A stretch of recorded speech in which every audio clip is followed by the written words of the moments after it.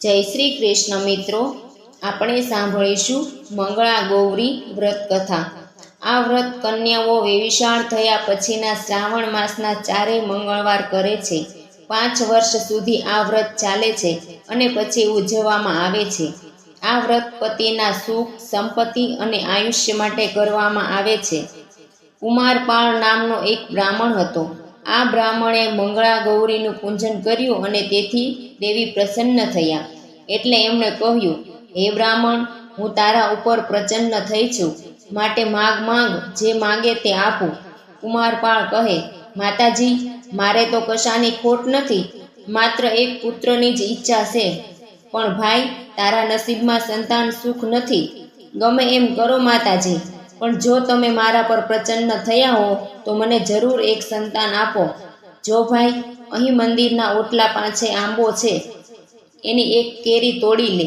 તારાથી જો ન પહોંચાય તો ગણપતિની ડૂટીમાં પણ પગ ભરાવીને કેરી તોડી લેજે। ઓટલા ઉપર જ ગણપતિની મૂર્તિ હતી। કુમારપાળે એક કેરી તોડી, પણ એને લોભ લાગ્યો એટલે ગણપતિની ડૂટીમાં પગ ભરાવીને બીજી 2 કેરીઓ પણ તોડી। આથી ગણપતિ ગુસ્સે ભરાયા। એમણે શાપ આપ્યો કે હે કુમારપાળ, માતાજીની આજ્ઞાથી તને પુત્ર તો થશે, પણ 16મા વર્ષે તે મૃત્યુ પામશે। અને તરત જ કુમારપાળના હાથમાંથી 2 કેરીઓ અદૃશ્ય થઈ ગઈ અને 1 કેરી બાકી રહી ગઈ।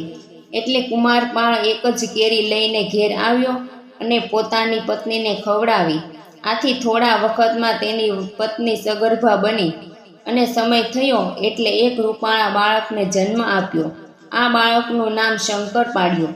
શંકર 10 વર્ષનો થયો એટલે એને જનોઈ આપી અને પછી એના મામા સાથે એને કાશીએ ભણવા મોકલ્યો। તેઓ કાશીએ ભણવા જતા હતા ત્યાં રસ્તામાં એક ગામ આવ્યું।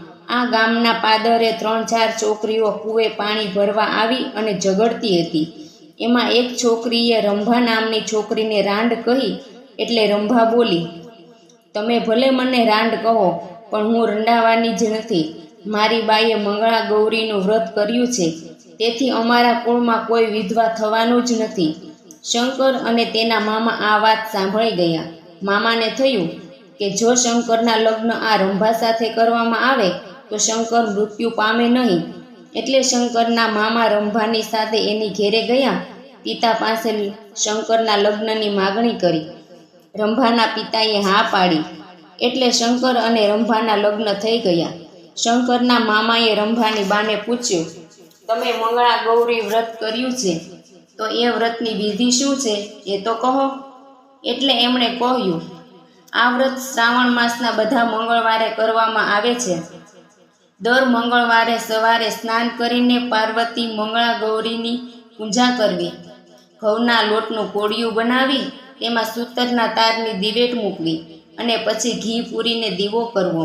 પછી બીલીપત્રો, પુષ્પ, જીરાના દાણા, ધરોના પાંદડા, ધતુરાના પાન, અઘેડાના પાન, આ બધું 16 લઈને માતાજીનું પૂજન કરવું અને એકટાણું કરવું। 5 વર્ષ પૂરા થાય એટલે ઉજવણું કરવું। આમ વાતો કરીને સૌ સૂઈ ગયા। શંકર અને રંભા પણ એક ઓરડામાં સૂતા હતા। એવામાં રંભાને સ્વપ્નમાં મંગળા ગૌરીએ આવીને કહ્યું, અરે રંભા, તું જલ્દી ઉઠ, તારા પતિને નાગ કરડવા માટે આવ્યો છે, એને જલ્દી દૂધ આપી દે। એટલે દૂધ પીને એ ચાલ્યો જાય અને રંભા તો તરત જાગી ગઈ। જોયું તો બારીમાંથી કાળો ભમર જેવો એક નાગ ઓરડામાં આવતો દેખાયો। એટલે તરત જ ઉઠીને નાગને દૂધ આપ્યું। એટલે એ તો દૂધ પીને ચાલ્યો ગયો અને શંકર બચી ગયો। સવારે શંકર ઉઠ્યો। શંકર અને એના મામા શંકરના સાસુ સસરાની રજા લઈને કાશીએ ગયા। થોડા વર્ષમાં તે ભણીને પાછો આવ્યો। વળતા તેઓ રંભાને પોતાની સાથે તેડતા ગયા। આમ મંગળા ગૌરીના વ્રતના કારણે શંકર બચી ગયો અને એમનું આયુષ્ય વધી ગયું। હે મંગળા ગૌરી, આપ જેવા રંભાને ફળ્યા એવા આ વ્રત કરનાર સૌને ફળજો। જય મંગળા ગૌરી માતા।